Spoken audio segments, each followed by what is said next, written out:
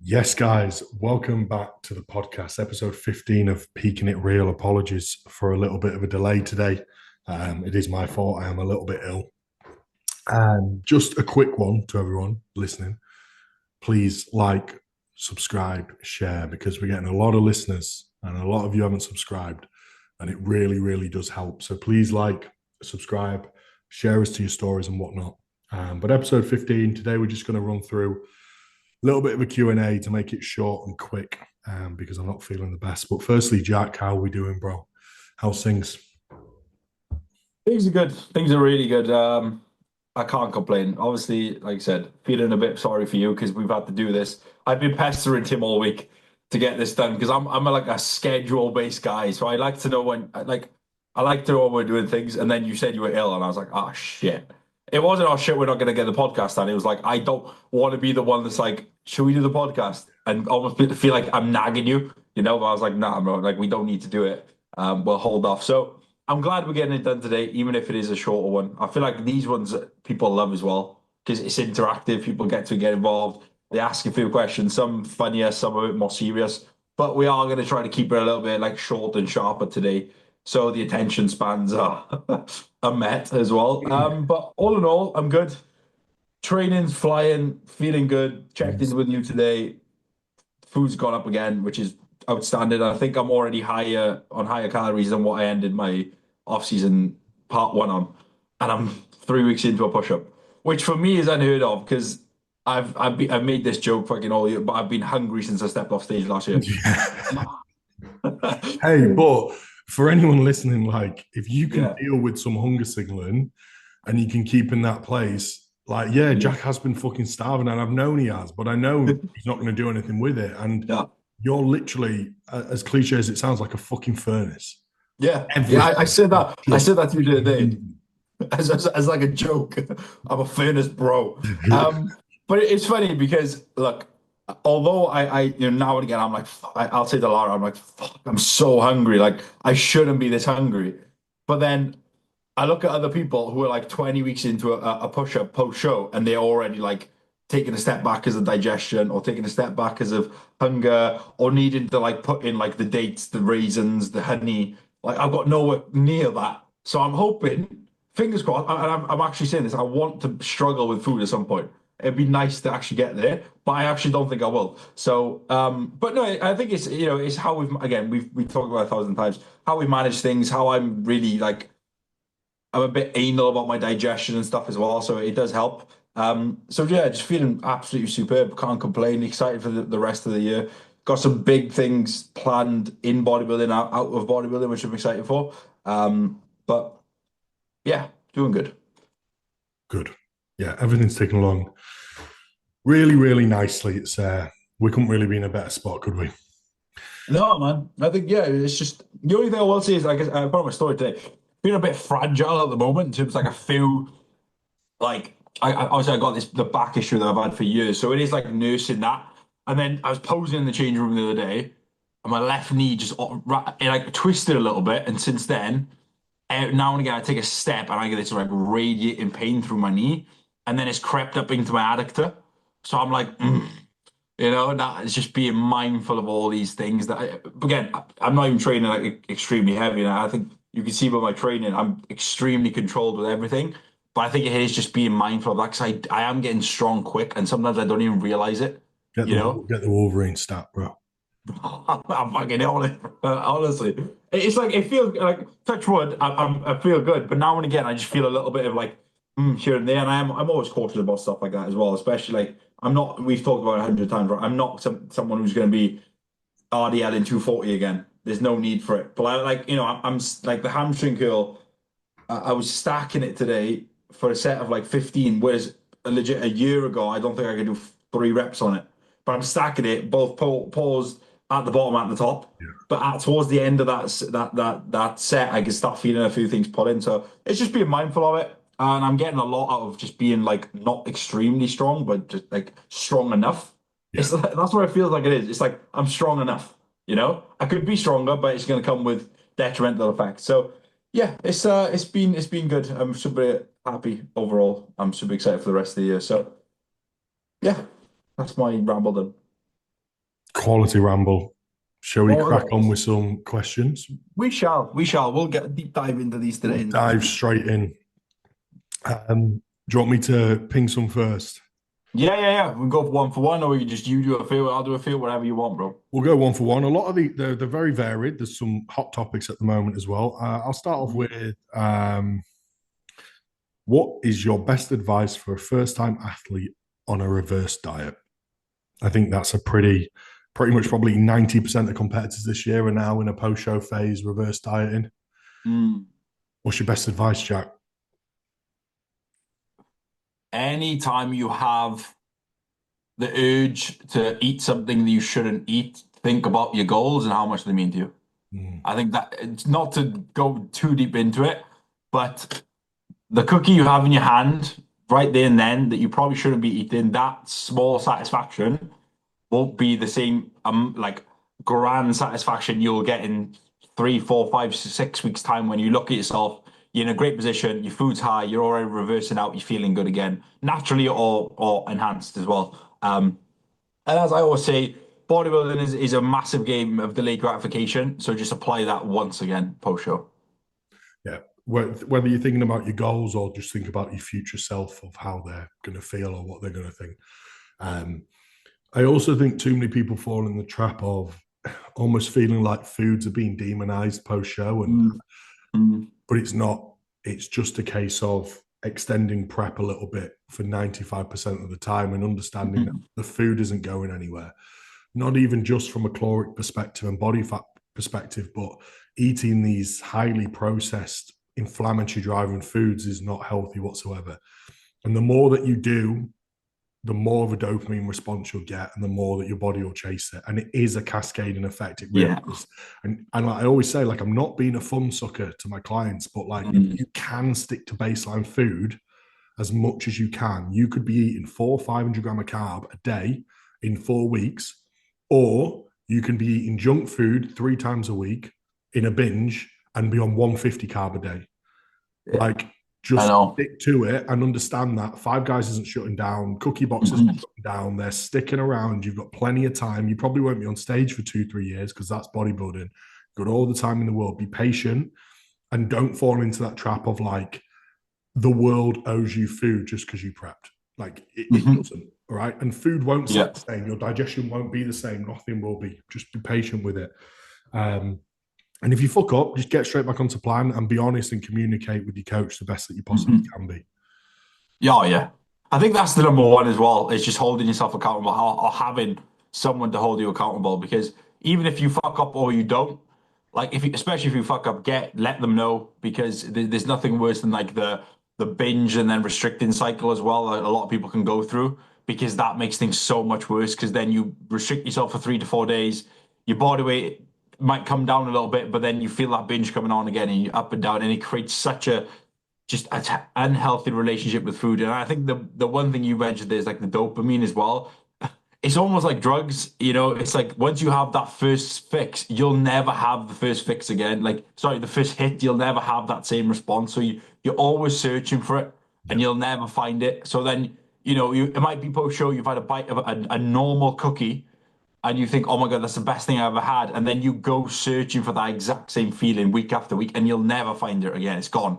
It's because you've had, it's that massive dopamine hit. So I think it's almost really hard to do, and I understand why people wouldn't do it. But if in a perfect world, if prep ends today, if you could go 6 weeks without eating a single thing off plan, and not have the understanding in your brain of what it tastes like, it'll make it so much easier. Yes, you prepped over and you're done, but in 6 weeks' time, you'll be grateful for it. And I understand most people won't do that, but that is in the perfect world. I'm saying so. I Just said hold off if you can. I said to someone that it's like be so grateful and positive about the amount of food you do get to eat and the type of food you do get to eat, rather than being so negative and fixating on the foods that you can't eat yet. Right? It's like I've Yeah. got such I'm eating more food than I've eaten in my prep. I've got such a varied, positive, healthy diet. But people hone in on that I can't have my cookie box or my Five Guys or anything yet. And it's like if you can just stick with your diet and be positive around that diet, Mhm. you'll be a lot fucking better off in the long run. Oh yeah, 100%. Like, And again, you can then dive into the whole like you'll have a much more successful like off season.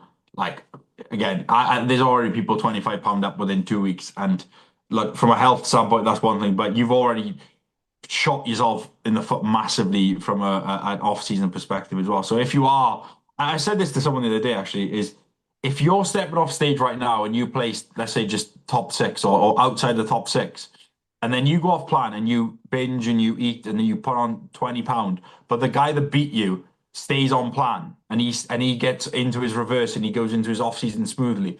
That guy was already better than you, and now you've given him another chance to just do this again, and you'll never catch him. Whereas he might fuck up and you might nail it and you close that gap. But now if you can think like that as well and you do have aspirations to compete again, I think that can be sometimes a reason just to stick to plan. And it is hard. Post show is really hard, but It is. It is. you just reap so many rewards from it if you handle it correctly. What would you say around? Because I actually I won't say who this person is, but I know that they've had from what I've seen on social, they've been out for lots of food. I think they've had quite a lot of social occasions lined up as well. Mm. Got advice around that or kind of how to manage that? Would it be as I simple as would. saying no to a lot? I would, yeah. Look, I think you've been somewhat selfish throughout the entire prep, just being a bit more selfish post show when you're even more vulnerable. I think that like it is hard to explain to people, right? Because you've seen it many shows, like you've got the mums, the dads, the nans. Eat this. Where do you want to go? Where should we go next? They don't understand that they're literally putting their child through fucking hell there and then, and could potentially ruin their health. But I think like just let's just say your post show you've got 7 social occasions planned. Try to bring it down to 2. Do you need 7? Is one your cousin's sister's fucking friend's birthday? That's the case, maybe if it's your nan's fucking 80th and you see, do you know what I mean? If you've said, look, post show, 2 weeks post show, I want all my family and we're all gonna go for a meal. In my opinion, that's great. Like celebrate the day, right? But then if after that you're like you're looking for occasions, then maybe just try to condense it down. And like you said, just say no. Just because the cinema is there now, it doesn't mean you have to go to the cinema and have popcorn, fucking nachos, hot dogs. The cinema was always there. Yes, you have a little bit of a sweet treat and it makes it better, but the main purpose is to watch the fucking film anyway. So there's small things that you can do, and I think the social occasion is a big one, and I think the surrounding circle in a social occasion, or even if it is, again, you've got 7 occasions, but what if like 2 of them you go out for food, and then one of them you say, let's all come to the house. I can macro track something into the plan. So it's a social occasion, you're getting involved, but you've macro tracked something in. So try to give a little bit, but you have to take a bit back as well and be a bit selfish in that scenario, in my opinion. I think a lot of it comes down to almost just accepting the phase you're in. And I think once you Hmm. accept it, that Hmm. it's a bit of an extension of prep. And I think we've said before, look at it that prep doesn't end on that final show, that prep maybe ends 6 weeks afterwards. And Yes. almost just accept it that, okay, I'm not going to be, not even from a post show eating perspective, but you're not going to feel like yourself for so long. No. In Oh two yeah. weeks, you'll go, oh, I'm back. And then 2 weeks later, you'll go, I was never back. I'm a bit more back now. And then 2 weeks later, you'll be like, I'm still not back. But how did I think I was? Do you know what I mean? Like Mhm. every day you might feel a little bit better, but you won't feel for time. So just acceptance of that phase that it's really tough, that the more Mhm. militant you can be, the better you'll be in 2-3 months' time. And Mhm. yeah, just prioritizing yourself a little bit and understanding the negatives it can have. Do you want to move on to one of yours, bruh? Yeah. It kind of falls into that a little bit, but it was why are you? It was directed at me, but why am I remaining so lean in my off season? Um, We're trying. yeah, we try to put a bit of fat on, but I think look, it's just the way it's going, and I'm growing, remaining lean. We're not trying to put on a lot of weight that we don't need to put on. We're eating to my demands. I'm training very hard. I'm progressing in the gym, and that's it. Why I don't need to get fat. Yeah, I think we both, from a coach and as Jack as a coach with his clients, but as a coach, as an athlete, the first thing we do is look at the visuals in it. And most of the time, I'll be like, "This improved," and you've been like, "I'm buzzing you said that because I thought the same thing." And it's Yeah. like, don't chase scale weight. Don't chase. No. Why would Jack need to get fat? And we've got a cap to close, but we're not going to be in a rush to go and close it for the sake of it. Mhm. He did get a little bit softer earlier Yeah. in the year, and then we tied it up, and now he's just really responsive. And as we've said, keep your appetite high, keep nutrient partitioning in a good spot, and insulin Mhm. sensitivity in a good spot, and you'll probably do wonders without having to push up far too much for the sake of it. Yeah, I think that is it. Is like we got a little bit softer, and then once I started like tidying a few things up, and I got like my body comp improved, and I saw visually how much better I looked straight away, without even like there was just a recomp that happened. I was like, okay, the more I'm on it, like and just making these like smarter choices, the better I look, the better I feel. When you see yourself looking good, and I've said this to you before, and I've said it in my check-ins, I say it on you, like. I could happily walk around for the rest of my life looking how I do right now. Like when people are like, "Oh, body's small fit, I want to be bigger," I'm fucking happy. Like I'm saying that, and I think that also plays into like not many people can say that, and I look at myself some days and I'm like, sick, and that's not a bad thing. So if I see that and it continues to get better and better and better, there's no need for me to put on excess body fat. Yeah, I want to put on weight, I want to put on a little bit of body fat to feel better and etc. But it doesn't come with like needing to put 5, 6, 7 kilos on. But I'm not chasing weight going up, just like I don't chase it on the way down.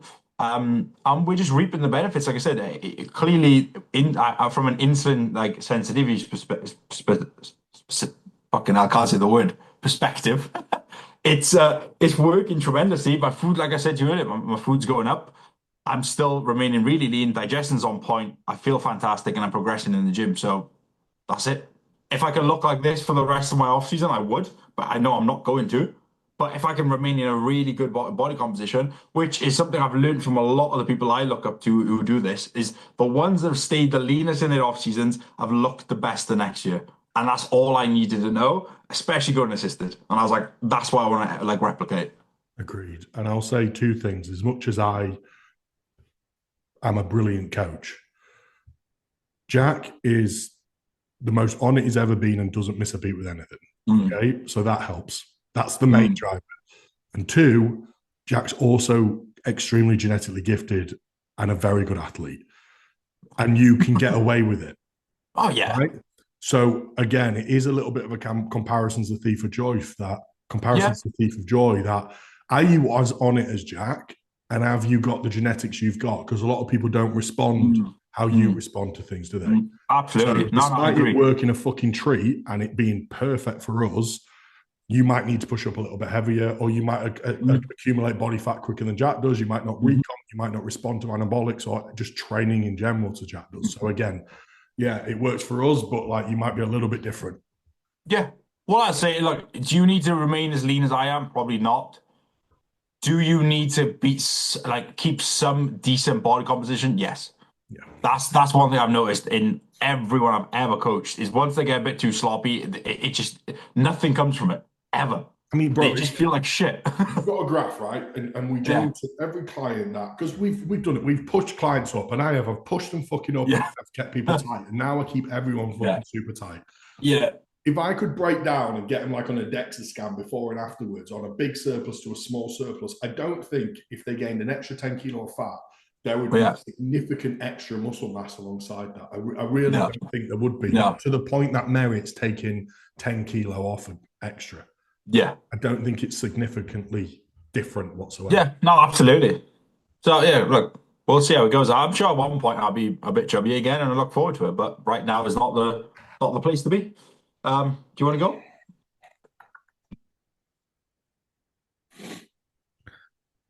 How Plus, I feel a far? lot more handsome when I'm lean. Yeah. Fucking hell. I saw my face the other day when I was like a 99 kilos, bro. And I was like, Don't whoa. realize until you look back, do you?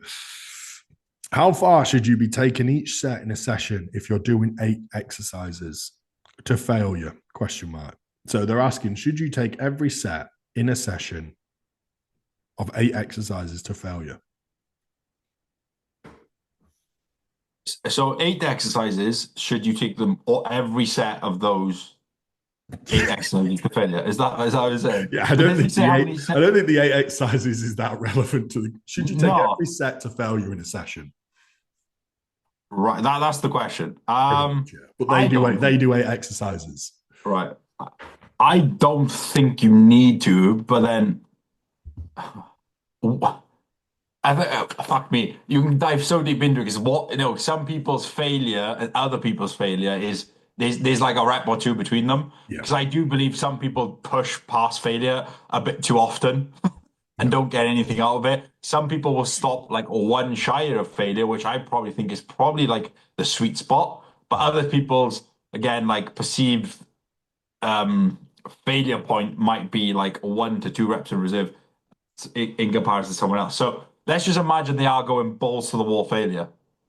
I don't think doing every single set of those exercises is worth going to absolute failure on because you're going to be in the absolute bin after every session.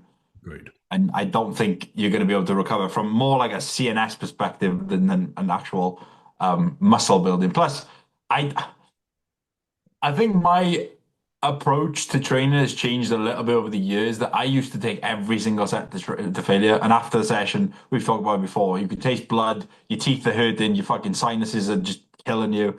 You got bloodshot eyes, all this stuff, You've and it been in just there didn't. for 3 hours, 4 hours. Yeah, and it just didn't really result in any extra tissue. But what I've said, I always say to my I say to myself a lot is and to the clients as well. It's like just get the most out of what you're doing. Like if you can get away by building tissue by being in like a 2 rep reserve like standpoint, and then at some point you feel like you're no longer building tissue, but now you can go to 1 rep in reserve, get the most out of that. I always try to get the most out of the least with everything I do. But I feel like some exercises, some sets go into balls to the wall failure, like a hack squat might take away a lot from the rest of the session as well. So I feel like it's almost like pinpointing where you want to put that amount of intensity, where you can get away from it, and where it's probably not going to impact the rest of your session or the rest of your sessions Yeah, across the week. So I don't think you need to take every single set to failure. A close proximity to failure is where you want to be. yeah. Yeah, I completely agree. I think most people's failure isn't failure anyway. So I don't Yeah. think most people have to worry at all. Because normally I would say it's 1 to 2 reps in reserve, most people Mhm. train with anyway. If you look at the data for the science-based nerds, I think from what 4 or 5 reps in reserve, we're probably going to count them as effective reps. And then it's like an exponential increase until you get to 1 rep in reserve, where 1 rep in reserve and 0 reps in reserve don't really do anything else. And then past 0 reps in reserve, we just run into more actual fatigue than we do Mm. benefits to hypertrophy. So I think, as Jack said, like if you're taking every set across the board within a 2 to 1 to 0 reps in reserve, I think you're going to be absolutely fine. I think if you're taking everything to absolute muscular failure, I'd probably argue you're going to do a lot less volume and you're probably not even going to do 8 exercises because you're going to be fucking trash and you're going to be able to do less. And I think that having a little bit of a higher volume with maybe a little bit less reps, more reps in reserve, probably will lead to more tissue growth over time, more longevity, longer in a phase without a deload potentially as well. So I think 0 to 2 is a sweet spot and pick and choose where you apply that intensity. If you've got hack exercise 1 and you send hack, the other 7 exercises are probably going to be redundant compared to if you Mhm. maybe put hack fourth, got a bit out the adductor, leg extension, seated ham, sent your hack, and then you're left with maybe a single leg press on a calf raise. That might work a lot better. So again, it's just being smart with it. I don't think most people have to worry. I think just take it to a close proximity of failure. And just apply that over time, and maybe at the end of a meso or your final few weeks, you can then ramp the intensity up a little bit from there. I think again, I think you do as well, but I train alone as well. So even from Yeah, a safety standpoint, like a lot of things I do on my own, I don't want to take to that. I never want to do that 50 rep anymore no, on my own. Even if it is a hack squat that I know I can get out of, I'm like, I just know it's not worth it for how much or little I would potentially gain from it, or how big that like risk is, especially now, more so the risk. I'm like, I'm not going to do it. Mm.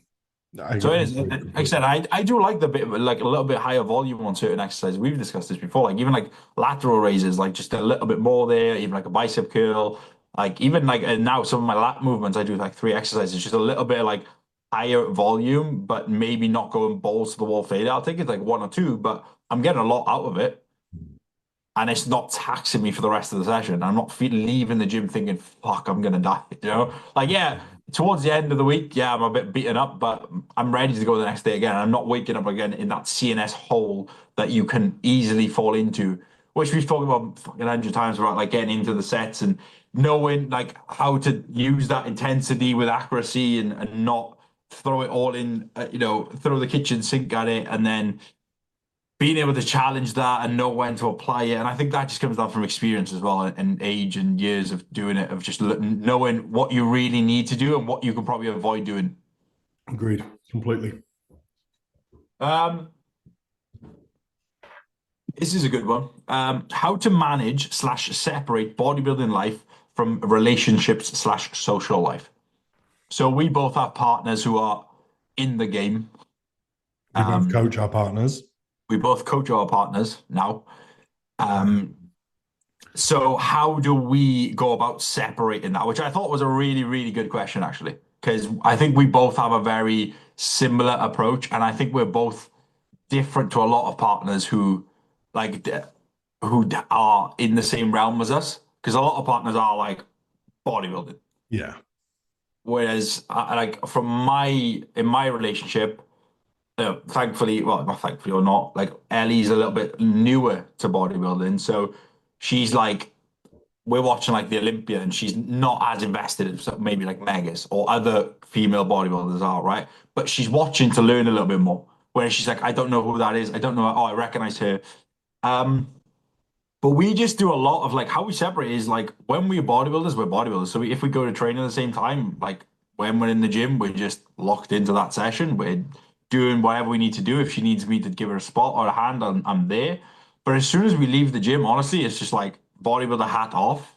Now we're just two people in a relationship, and we'll just do, like it, it's like everything I do, like steps, for example, they just get done. It's not, I'm going to do steps. I just go for a walk. My meals, I don't have to think about meal three. It's like, I'm just going to eat now. So we try, it's like the things you do without noticing, we do without noticing. But what we do a lot of is because I need it a lot as from my own bodybuilding journey, is we try to separate ourselves from bodybuilding and do quote unquote normal things as often as we can. Yeah, I agree. We're similar, and I think we've both. Megan obviously got into bodybuilding relatively late in her life. I mean, she's 27, but she didn't Yeah, start at 17, 18, 19. yeah. Most people are 10 years deep by then. So there's many other interests outside of Mhm. bodybuilding as well. Obviously, me and you have so many shared interests outside of bodybuilding when it comes to football, music, films, So we've got a lot of, we haven't just met through bodybuilding. We've got a lot of things that we enjoy out of it.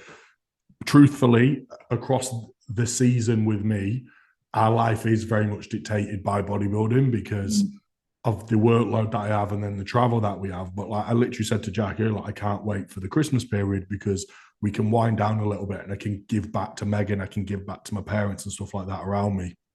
And do some things outside of bodybuilding. So, even down to a Christmas market or going for a coffee that's not on the way to a show, going for actually a coffee Yeah. together. I do think, look, some people thrive off just being solely 24/7 bodybuilding, but I do think it is good to have some other interests and keep things a little bit fresh there. Like, when the clock strikes 8, half 8, that's when we'll wind down and we'll watch something on the telly that Megan makes sure is not bodybuilding orientated.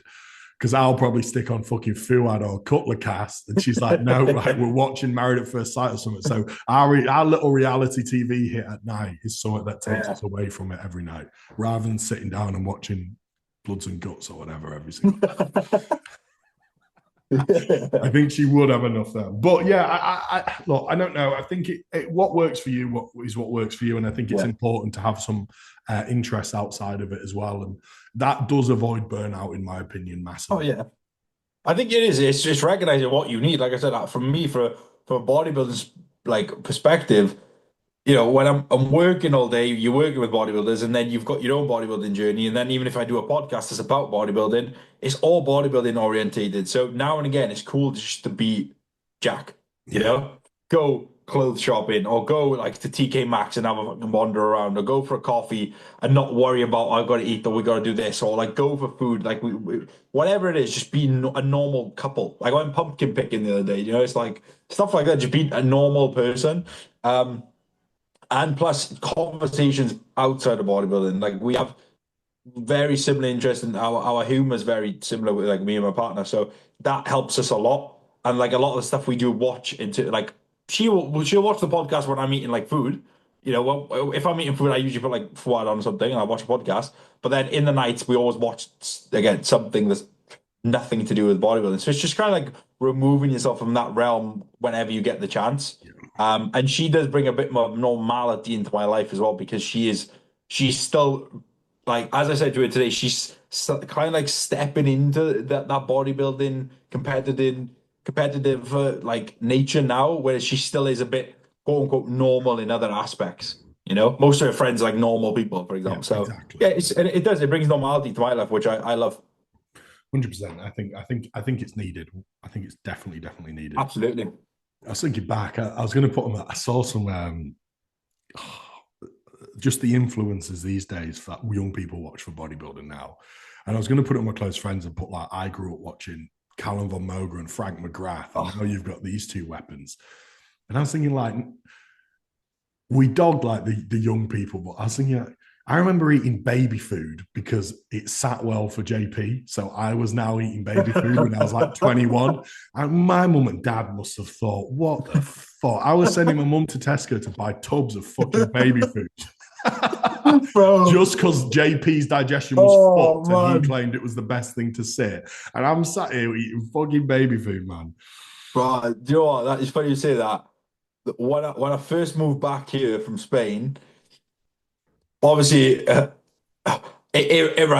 not scarred me, but it hurt me. So I was a bit like a bit, I was like 18, a bit depressed, right? So my parents had done everything to cheer me up, and I was like, look, do you know what I'm gonna do? I'm gonna jump on a diet. I'm gonna follow a diet for the first time in my life. And can you remember Jim Stepani? Do you know who Jim Stepani is? He was a bald guy full of tattoos. If you saw a photo, his supplement brand is called like Jim, Oh, JYM. JYM. Yeah. Yeah, Pre-gym was him. the pre-workout. Yeah, Yeah, him, right? So I idolized him. And just before I moved back here, he had a routine, right? That he had a split. That the split was like you do an exercise, a bodybuilding exercise, and then you do a minute of hit between that was your rest period, a minute of hit. And I done that for 3 months to lose muscle to come back here to play football, bro. It was incredible, right? So I was falling into him, and he put a diet plan on bodybuilding. .com. What was it? Bodybuilding.com. So I followed it, right? And the post workout was pastrami sandwiches. And I was like, and then for the intro workout was gummy bears. That is beautiful. Bro, I remember my parents like bought me like beef. I was like, no, no, it says pastrami. I need pastrami. It's like a New York sandwich or whatever. Oh, bro, I fucking missed that though, bro. I missed that so much. And casein before bed. Oh, Casein and bro. like almonds before bed. It's got to Slow, slowly digest slow across the release night. I mean, it's digestion. keeping me up all night because my stomach's so full, but it's slowly It's fucking working, bro. Oh, I missed that. Oh, shit, I um, missed those when you times, bro. believe anything you'd read in Bro. bodybuilding.com or Muscle and Fitness Mag, I'd go to What was the other Tesco one? and sit and read Muscle and Fitness Mag. Did you ever used to read, it was online, Simply Shredded? Yeah, Simply Shredded. Yeah. Bro, Simeon Panda was on there, and you're like, oh my God, look at him. Natural, bro. Natural press in the 90s. What's your current thoughts on Liverpool's current situation? Do you think it's a big problem or just a blip? I think it's a blip. Do you think? I think it's a blip, but with the amount of money they spent and the players they have, it's a big problem. One, But at two, the same three, time, four, five, six. So they've lost six out the last seven. okay, I do think Isaac was so unnecessary. Yeah. I think, honest to God, right? I think if they didn't buy Isak and they had the results they were having right now, not many people would bat an eyelid. They would just say they need to start to build a bit of chemistry. But it's just the 130 they spent on him for him to sit on the bench or to put Ekatike on the bench when he's their best player. Yeah, I, I think I think it's a little bit of a problem. Um, So what are they, like seventh or not eighth? let's have a look. They Well, they are lost 3-0 seventh. yesterday. Did you watch the game? They lost 3-0 to Three Palace, didn't they? Palace, yeah, 3-0. And it did it. I mean, they did play most of their youngsters, but still. Yeah, it was the B team. It was a B team yesterday, Yeah. wasn't it? But I just think it's a little bit of a. There's too many in this squad to fit in. Yeah. The cohesion is not there. The defensive troubles are horrendous. Van Dijk is overrated, I Van Dijk's the most overrated player of all time. think. Like he just is. I just think they had a good system, a really good system last year, and then I think the players they brought in, because of the amount of money they spent on them, they have to start. And they haven't linked, and now they're kind of like in this, like, how do we put these players on the bench when they've cost us like 700 million?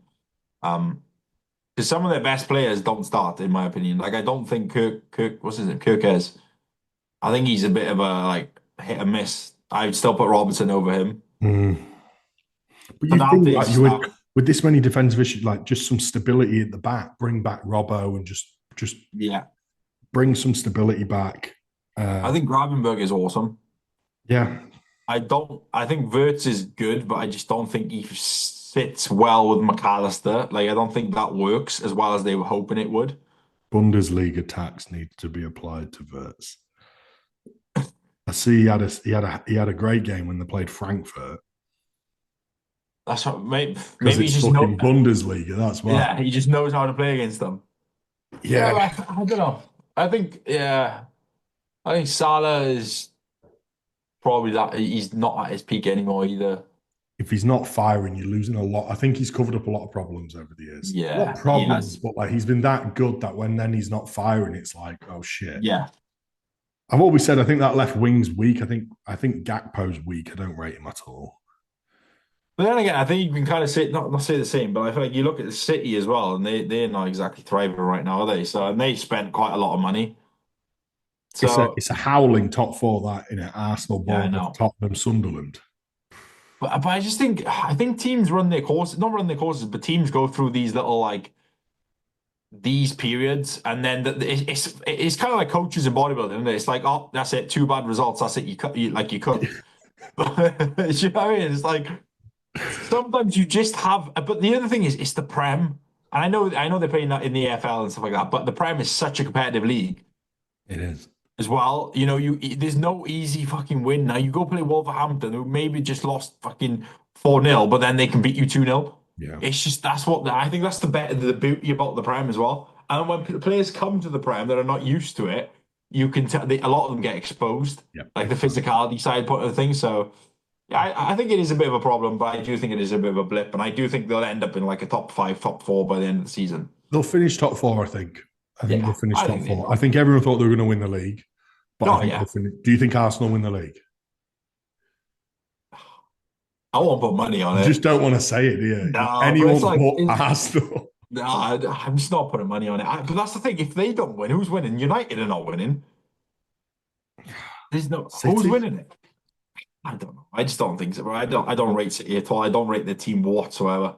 I feel like they've just tried it. They've got like 17 Bernardo Silva regens, and it's just not working. They're playing them a left back, right wing. They got Rico Lewis in centre midfield with fucking Nico Gonzalez. I'm like, nah, it's too much. It's tough this He's year, isn't it? this inverted that left back, right back shit as well. It's like just trying to reinvent the wheel all the time. Agreed. Bring back proper football. Just bring back Gary Neville. That's what I'd say. Bring back Nev. And The long, when the Scholes throwing was like, if tactics. you started inverting it, I'd be like, what the fuck are you doing in here? Get the fuck back. All Right, right. what's your next question, bro? Um, Bit of a deeper one. Biggest lesson you've learned this year so far, it says. Oh, is this within bodybuilding or just life? Or It just says biggest lesson you've learned this year so far. I'll go first. For me, biggest lesson I've learned is to invest. You said invert now. Invest my time, energy, and like emotions in the right places. I've invested a lot in the wrong places, and Get stuck. it hasn't been worth it. But you learn from it. That's all it is. You learn from it. But like some people or you can appreciate and use your time and your energy, you know. But other people's just have the inability to appreciate it. And when you are the way I am, I'm a very like invested individual. I can put loads and loads and loads in, and someone could just go, "Oh yeah, cheers, mate." And that, because they can't appreciate it. Whereas I could have just sent them, yeah, looking good, bro, and and they're good with that, you know. So learning that, but like I said, it's a lesson to learn and what I've already applied, and it's just take it on to the future. It's true. It's true. I mean, it applies with me massively as well. We're both default massively there. Yeah, Um, it's just learning and actually applying it that I struggle with. yeah. I don't know what my biggest lesson is, to be fair. I hate being put on the spot like this. I can never think of something. Um, I don't know. I think I just continually grow and get better with setbacks and knockbacks. Me personally, I think Mm, that's probably mm. my biggest lesson. Yeah, that's probably what I learned best from just dealing with things better over time and moving on to the next one, whether that's losses or results or whatever. I Yeah, think I'm constantly just learning to be better with it and accept it and move on to the next one. yeah. Do you think? Do you think it's? Because I was thinking about this the other day, like in terms of like results with people, because it is such a, like an instant. I know the world is instant, but bodybuilding is more instant than ever now because you win and you're like everyone's talking about you for 24 hours and then you're gone. You're forgotten about. So do you not think that also plays I think that's into the key your thing that I've learned. yeah, just let it go. That is for 24 Yeah. hours. That's what I was gonna say to you. Like let it get to you. Think about it. What could I have done better? What could I or what was this? What was that? Why did they go for this? But then just let it go. People never care as much as you think they care, or as much as No, you care. I know. Not even that I'm Never. sat there thinking, what do people think? I'm absolutely devastated within myself because I invest so much into it. But Mm. then after 24 hours, you're on to the next thing, and people are on to the Yeah. next thing. And I think you can take that from bodybuilding. I think you can take that into life, bro, with everything. Yeah, I That know. I know. yesterday's fish and chip paper, in it, is what my mum and dad Yeah. always used to say, and it's completely It's true. so true though. It's so true. Like I was thinking about the other day, it's like fuck, the Olympia just happened, and then within 2 days, everyone's like Prague, Yeah, no one's Prague. even talking about no one's talking about Sam Laurel chap coming sixth anymore. It's gone, you know. No, it's gone. It's gone. It's like it. It's gone. And funny if I said this to someone the other day, it's like you got to find a way to stay relevant in bodybuilding. Because if you're just waiting to like for the next thing, like wait until I start prep, I'll start documenting, or wait until I start prep, I'll post about this, or I'll start my coaching when I'm prepping, or when I'm leaner, I'll just start. You got to stay relevant in anything you do, and that is something Agreed. people don't realize because you are forgotten about so quickly. Um, but that is one, yeah, just letting shit go. Agreed. Have you got one? Yeah, natty testing standards. Should it be class winners, everyone, overall, or sus competitors? Thoughts? Sus competitors. It'll sus competitive. It'll never be everyone because it'll cost an arm and a leg and a kidney.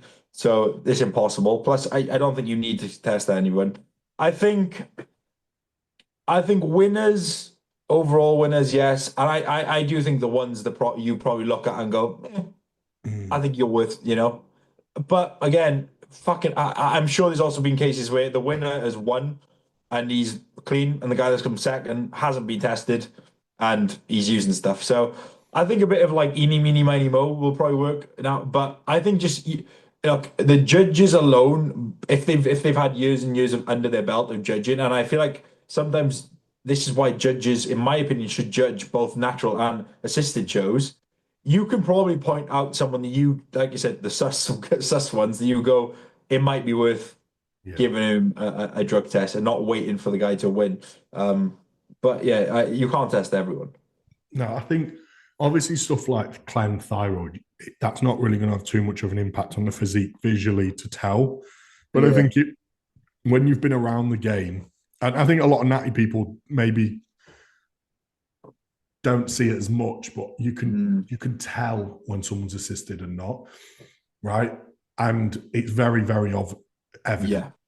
Yeah. in males especially. Oh Right? yeah. You can tell lagging body parts in a natural that assisted people, even bad assisted people, don't have. Yeah. Even the density through the rear, the traps, the delts, like you just don't have that really as much as a natural. I think, would you, if you were back natural again, would you be happier paying more entries to shows, knowing that everyone would get tested and it was very Yeah. regimented? Yeah. Say the 100%. show entry is 50 quid. Would you be happy paying 100 quid per show, knowing everyone gets drug tested? 100%. So would I. And I think that's Yeah. probably the best way to go about it. If everyone was going to be tested, I think people should be more happy to fork out more and make sure everyone does get tested. Yeah. I think maybe like the one thing they could do maybe is like at like a bigger show, like a British final or something. But like you do a PCA British final where you've got 500 competitors, whereas like a UK DFBA finals, maybe you've got 150 and you pay a bigger entry fee, and now you're all drug tested, Mm. maybe. But if I was natural and someone said you've got to pay like double or even triple the amount, but everyone's getting drug tested, I would be all for it. Yeah, me too. 100%. I think so. And I think You like would rather that. your natural pros, Yeah. like boxers and Olympians throughout the like actual Olympians, not Yeah, bodybuilders, yeah. Yeah, yeah. They get um, drug tested, don't they? randomized drug testing throughout the year. I think with a natural pro, they should pay their membership for the year and they should pay 150 quid. And Mm. at some point in the year, they will have a random drug test that they won't know about. Like that would Yeah. then keep natural pros on the toes. This Mm. question's obviously come about because of what I put on my story the other day, and Mm. that. But this is girls that are literally being put on drugs and put in natural tubos Yeah. shots, and then they're not being tested or they're being, anyway. So I think something does need to be done about it. Yeah, definitely. But I would say that your natural feds like UKDFBA, WMBF, BMBF, probably likelihood chances they're all natural in that show. I was gonna say I know there's always sort of conspiracy theories, right? But I don't think if in a season there's X amount of shows, the thousands of people, there's probably one or two people. There's not as many as probably people think because No, everyone's like, oh, fake natty. Like some people are just really good, yeah, and no. some people Like you have done said, a lot more work than you know. PCA winner, that was 109 kilo. Oh, the Austrian, German, Hungarian, whatever, something like that, isn't it? There was never even The a big shadow fucker. of doubt. The big fucker. There was never even a Yeah. shadow of doubt in my mind that he wasn't natural. Because despite being 109 kilo, the No, look was natural. he looked natural. Yeah, and like he just did. Yeah. I would say that there's probably a bigger issue within females than there is males. I was gonna say it's the female side that I've known more of, Yeah, not the actual males. yeah, 100%. But yeah, I would happily pay more per class entry to know everyone's going to get everyone tested. Yeah, absolutely. Um, here we go. Quick one. Name a random baller. Someone that's forgotten about that you just think off the top of your head, just name a random footballer. I was thinking this earlier, but I thought, fuck, there's so many I could mention, but then I wanted to think of one on the spot. We're trying to go rogue. Just anyone, just name someone, either someone watches this podcast and go, fuck, I haven't heard about him in years. Berbatov. That's a good one. That is a baller. Fucking exquisite on the ball, wasn't he? He was just so elegant. That's the only way you can. So nonchalant, elegant. Like, Effortless. have you seen how cool he is now as well? Yeah, he's fresh Have, bloke. have, have you watched his like any like interview he does? Um, He sounds like a bit of a fucking serial killer, like not like a Russian hitman or something. But he's so chill. he is. He's so chilled. When he went to Fulham, I was like, why the fuck are you in Fulham? But then he just made it work. Yeah, Berbatov I was was a thinking of baller. loads earlier. I was thinking like back in the like 2008, 2009 Prem. I was thinking, do you remember Ben Ayoun? Yeah, Yoshai Beyu. Bro, I loved him. He was so underrated. Dirk Kuyt, Dirk Kuyt, Kuyt. Kuyt. What is it, Kuyt? He Dirk was Kuyt underrated as was a well. baller. Fucking workhorse, bro. Those kind of players, I miss those kind of players, man. JJ Okocha at Bolton. JJ Okocha was unreal. So good they named him twice. That's what they said. Yeah. Yakubu. You remember Yakubu? Yakubu. What about, I'm looking at like Blackburn 2008. They used to have like ballers back in the day. Like, Pedersen. They had yeah, fucking Pedersen. Yeah, Morgan Pedersen, the left Pedersen. Yeah. footed. They had David Bentley. They Roque had Santa Cruz. Rocky Santa Cruz. They El had a had, fucking Tungay. Was it Tungay? Tung, the Turkish guy. Samba, centre back. yeah, Tunga. Yeah, yeah, yeah. Bro, it's just like that. Every team back then just had little ballers, didn't they? I know. Every team had it. What was the Swedish striker Bolton? Elmander. Do you remember him? John Elmander? Was it Elmander? Elmander? Jonathan Elmander or something? He's Swedish. He was Elmander, yeah, yeah. Johan. Johan. And then what was the Norwegian centre back for Fulham? England? No. I don't remember this. Bro, I got so much ball knowledge. Like fucking hell. I can tell you about Wigan, like fucking yeah, what was his name? Hangeland. Hangeland, that's Freddie it. Hangeland. You remember Roda Jaeger? Hugo Roda Jaeger, striker for Fulham, had dreadlocks, black Colombian. You gotta remember him. Look him up quick. He's still playing. He's like 47. I'm pretty sure Santa Oh, Cruz is fuck. actually Yeah, still yeah, playing. yeah. For Wigan. Yeah, for Wigan. Yeah, Yeah. yeah, yeah. That was a baller. Bro, I'm He's sure 40. Santa Yeah, Cruz. he's playing in He's like the still MLS playing, or bro. something. Yeah. I know, it's fucking mad. Yeah, bro, I missed those. But They you remember all had wicked celebrations as well, didn't they? yeah, they just had their aura. That's what they had. They were all farming week in, week Aura out. farming, bro. The Mercurials. Oh man, you remember Giovanni for Hull? Sure, you remember him, Yes, I remember Giovanni. bro. Fuck it, that goal. It was against Arsenal. He scored that goal. I think it was at Arsenal. Like open the season opener. Oh, now we're talking ball. Proper, that was Barclays, wasn't it? None Prime of this Barclays. VAR bullshit. Oh, get it off. Utter woke nonsense. Oh, God. Um, let me have a look at another then. What's the biggest struggle you have faced with a prep climb? Diet adherence. Yeah, go. I mean, honestly, oh, I try not to get too deep into it, but one was just a compulsive liar, like extreme compulsive. I'm not trying to name anyone, but just extreme compulsive liar. Like every check-in, like my house is burnt down. I've crashed my car. Like it was just like everyone. Like I've had to fly to Thailand. Yeah. And I was like, what? Other than that, yeah, eating off plan. I think one of the biggest ones I notice in a lot of people is just self-doubt of like the mentality side of things. They don't believe in anything they can do, so they constantly doubt themselves. Yeah. That is I've probably had some compulsive lies as well. yeah, That you get to the point where what the fuck are you doing it for? yeah. What do you get out of this? What the fuck are I you know. bodybuilding for? What are you doing? Because you look like shit. You don't want to do it. You don't do it. And you've got another excuse every single day. Or you're lying. Yeah. I've had someone lying about scale weight to the ridiculous point, 30 pounds down and you look worse. Like you look fatter. It's like, why? Oh, it must be the scales. Well, they're still telling you you've dropped every fucking day. Oh, bro, there's nothing. Yeah, that's what I think. I think sometimes that's the thing, right? With all these like fucking weight trackers, you've got the weight, and then at some point you go, I'm seeing a number there, but I'm seeing something there, and I'm like, yeah, what did you eat off plan? Oh, nothing, and I'm like, I don't know.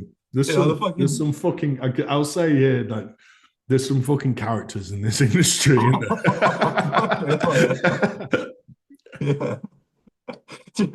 I'm sure you've had it. Like you do it, but you just talk like I talk out loud so sometimes when I'm doing check-ins out, and I'm just like, Lara just pisses herself. She's like, "What's up now?" And I'm like, "Fuck, what?" I mean, like, what am I reading?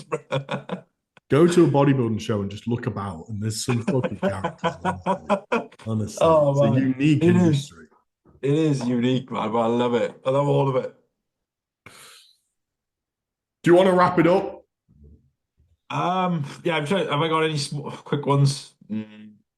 Oh, okay. Only because I clickbaited everyone and I mentioned other coaches on a video, but it said if you had to choose a coach for me, who would you choose?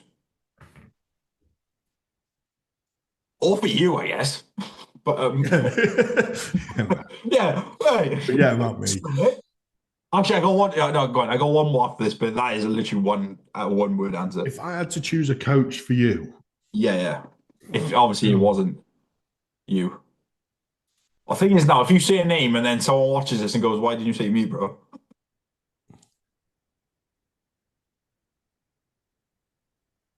Zach. Zach. That would be a good one. That'd be actually. Do you know why that'd be a good one? Because Zach and my brother used to be really good mates when my brother was doing this. Fucking hell. You're not off to Zach. No. Someone said to me the other day, it's like, like, because I remember meeting Zach when I was like fucking 18, and I only remembered when we were in France because I was like, I remember you now. Yeah. Yeah, I just think the reason why I say Zach is purely because accolades and whatnot aside, I think he's a very down to earth, honest person. And I think yeah, you need a down to earth, honest person that you're going to get on with.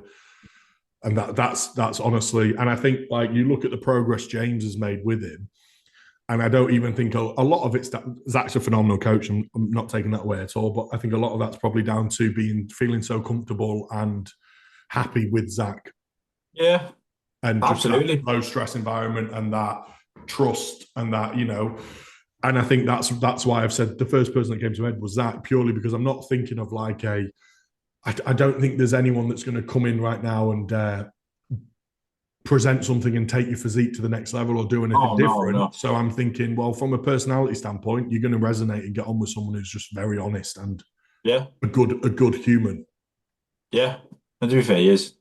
He's. I think Zach's one of the standouts in different ways though. Because everyone's we talked about this before about people having like an eye for stuff as well, haven't we? And he's one of those. He's one of those. He's just got an eye for shit. The You know? most people claim they've got an eye and they've got the worst fucking eye. Oh man, no. There's eyes, but then yeah, and then like we've talked about it, like at the top, like people like Neil Hill and stuff like that, right? It's like they've just got a knack for it. They've got an eye. They might not be able to explain or need to explain every decision. I was funny. I was talking to someone about this the other day. They're like, "Oh, when I've asked my coach questions before, like he couldn't explain everything. You say, trust me." But look, 95% of the shit you do should be able to be explained. But now and again, you have to have the ability to just listen and understand that the coach has got a lot more experience than you. And some things work, and we just don't know exactly why, Yeah. but they just do. And everyone, like, they say that about like Chris Aceto and Harney and all these people, and there's no fucking coincidence they're at the top and they're still at the top. Some shit they just go, have 30 more carb, it works. And a lot of time they explain it completely wrong. Yeah, But it's right because they've done it over and over again, but they just yeah, have no fucking idea why. But they're just like, yeah, but yeah, that's bodybuilding. And like anecdotal evidence is probably our main driver of everything. And yeah. Aceto probably hasn't got a fucking clue with most things, No. but it's worked so many times that it must be right. Yeah, I know. People forget that, don't they? And yeah, so yeah, well, we'll do one more. The last one is because people want to bring it back. One song. We need a song for the people's playlist today. Let's have a little look. What have I been listening to? What have you got on your radar? I usually write them down, but I didn't today. Let me look at my Spotify real quick. I've been going through. Do you go through periods where you just listen to different fucking genres? Tell you what, tell you what I've been listening to. Do you know Rosalia? Rosalia. Rosalia. Have you heard a new song? No, actually, I haven't. Her kind. No, she's It's class. like opera, bro. It's Is it good? bro. It's sensational. It's like a. Do you know the song "Ham" by Jay-Z and Kanye? Yeah, yeah, yeah. It's like that mixed with like some Yeezus. Like it's fucking mint. It's really good. Is it, Um, bro? My favorite, legit one of my favorite songs ever is "Highest in the Room" with her, the Travis Rosalia Scott. remix, yeah, yeah. And then Lil Baby So kills it. yeah, It's fuck off. that legit. That's one of my favorite songs of all time. Yeah, Yeah, she's unreal. If you haven't already, anyone, if you haven't listened to Rosalia, although she sings majority in Spanish, she does sing in English as well, and she's incredible. And everyone knows how that there's man. TKN as well with Travis. Yeah, Yeah, again, again, yeah, that's she's class, bro. a bang. Her voice alone is unreal. Like, Yeah, well, you'll love this, and bro. if you It's fucking, again, if it's groundbreaking. It's really good. if people are into music and you want to listen, like I do a lot, but if you listen to these artists live as well, or like acoustic versions, it's insane. Like it's like, what they can do with their voice. I'm like, I love shit like that. So But yeah, I've that'll got be a mine. one. Yeah, I Fuck it. got an old one. Do you remember? Or if I can't remember what you is it Dido or Dido? Dido, Dido. Dido, White Flag. Have you heard that song? Dido, white flag. You've definitely heard that song. I played it the other day for Laura and she'd never heard it, and I realized there's an age difference between us. So Yeah, that is a bang. I was listening to that training today. yeah, that's a bang. Dido White Flag. What like that 16 years ago that was released. But yeah, we'll leave Right, it I've with got a that. question for you. Hold on. Let me Oh, see. go on. It's not a question. It's like a guess when this came out. So, Oh, bro. Oh, before you ask me, right? Do you know Outcast, Hey Ya? That was playing on the radio yesterday, and I was saying to Laura, I remember when this song came out. It was this Christmas. I had this present. I had this. 2003. 2003, That's it. bro. I remember because I back in the day PS2. I was playing Lord of the Rings: The Return of the King on PlayStation 2 that Christmas. Fucking hell! Right. I remember. Go on. Madonna Madonna, hung, yeah. What one? hung up. Okay. Do you know the song? Play. Have you got it there? Yeah. Okay. When did that come out? That to me is like a 2007. Really? I think. Is it not? Or is it? I'm not That's like saying. I'm not saying. I'm trying to. That reminds me of like. Because I asked Megan and she was like 1989, like in Madonna's like prime in back in the day. No, I think it's not like later. It's not like 2007, 8. 2005, yeah. Oh, see, yeah, I remember yeah, that's like, yeah. But I'm pretty good I would with have said that was like the 90s. Me, I think that's you. them like Mandela effect. Is it Mandela effect where Yeah, you Mandela effects. Yeah, yeah, yeah. just I don't know why I would never have said that was 2005. I feel like that's been out for 40 years, and I knew that as a. I'm when that came out as a kid, I must have thought that was an old Madonna song on the radio rather than it No, being it was new. Yeah, yeah. because that must have been similar time to like 4 minutes, and I swear that was like a comeback song for a Timberland. That You know the I'm one I trying to mean, think. 4 minutes, right? We have to play it as well. I'm not very good with Madonna's names. Timberland is a fucking throwback. I can't hear it. Yes, now I know. Yes, yes. Justin Timberlake, Madonna, and Timberland. We've only got 4 minutes. 4 minutes here. What year is that? That's like 2008, is it? I would Oh, reckon look. 2009, maybe 2000, 4 minutes, 2008. Yeah, 2008. Yeah, So yeah, but that was like a comeback song, I swear. And I didn't think Hung Up was 3 years prior to that. bro. What? If you think of it, what? Because there we go. Apologize. Do apologize, Timberland. One Republic. That's 2007. That feels like to me. That feels like 2012. Yeah, that was a go. That was like Prime Barclays again. Pop music was just Yeah, not like it is back then. That's fucking. That's 18 years. That's almost 20 years ago. Shit. Apologize. Like, do you remember like Gym Class Heroes? Oh my God. What was that song Fucking. called? What was it called? Cookie Jar. Team Class Heroes, baby. I know that. Remember when Ayaz Replay came out and that just Oh, broke the world? bro, that was I was in comp then. Fucking hell. Shawty's like a melody. Oh, but Oh, yeah, that like Dido and like that 2003-4 era, like that's fucking bangers, bro.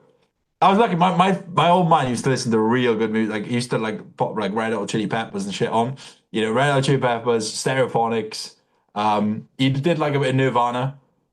So I grew up listening to all that kind of stuff. So we were brought up around good music, fortunately. And was it Pink Floyd? yeah, That my Pink parents Floyd. love Pink Floyd. Pink Floyd, Brick in the Wall, All of them. Shine on You, Crazy Diamond. I don't know if you've heard that, bro. No, I haven't heard It's that. like two parts, 1 to 6, 6 to 9. It's like 18-minute long song. Oh, bro, it's unbelievable. Is it? Ash Dad on Shine on You, Crazy Diamond, bro. It's like Pink Floyd's best song. It's unbelievable. We've talked about stuff like this loads of times, haven't we? Yeah, bangers. Hey, right, but like you hear a song and it just takes you back, like like Red Hot Chili Peppers, Californication, right? Long story, it takes me back. My dad had a Golf GTI convertible, and he used to drive down the lanes where we live, and I'd be standing up in the back like this, and it just takes me back to that, bro. And that's what I love about music. It just literally takes you back to like a moment. It's so fucking not to get too deep with it, but I don't feel like there's not as many songs like that anymore. Fucking hell, blurry. Now, Stereophonics takes me back from driving back from football training We with talked my about this, dad didn't we? in a Yeah. grey Volvo V40. And there was a massive long road, and then there was a hill, and then you turn right to ours and go then round the cul-de-sac.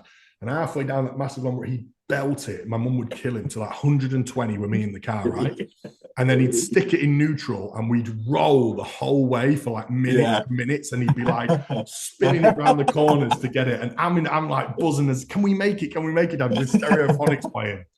Goated days. Well, good times, man. Good times. I feel like they don't make music like that anymore. But me and Megan were saying like Christmas is not the same as it was when we were kids. Not just because we were not Nah. kids, but everything was like vibrant and colourful and red. And now it's just like, Yeah.